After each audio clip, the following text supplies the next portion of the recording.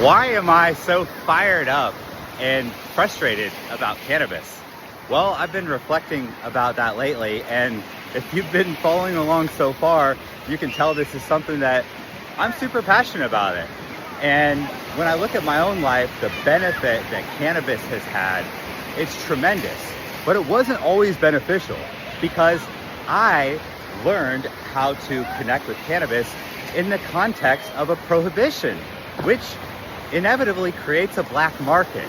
So I didn't have positive role models, and I had to figure it out myself through extensive experimentation. And let me be clear, it's not all good when it comes to cannabis. If you use cannabis in the wrong way, in excess and mindlessly, it will not move your life forward. It will not support your happiness, your health, and the realization of your higher potential. It will literally hold you back.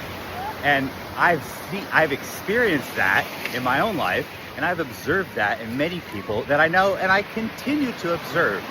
So, and I try to give some friendly nudges. I try not to tell people what to do, but I've learned it's hard enough to tell myself what to do and to change myself. So don't try to change other people. At least that's what I've learned. And so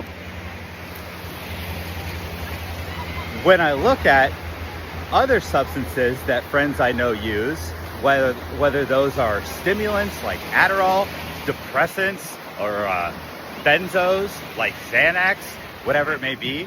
I'm not a doctor, so maybe I'm getting some of these terms off a little bit. And then I look at all, people on SSRIs and things like that, and I'm not saying it's all bad, but to me, and I've seen the damage that these drugs from the pharmaceutical industry, big pharma, have done to people I know and people in general.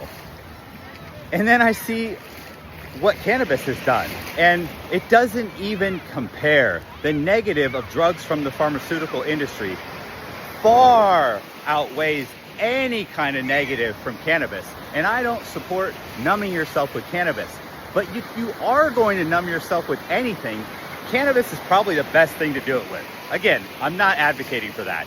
And so when I see the pharmaceutical industry making billions of dollars, and you've got people like Purdue Pharma, OxyContin, the Sackler family, that they got our whole country hooked on this poison.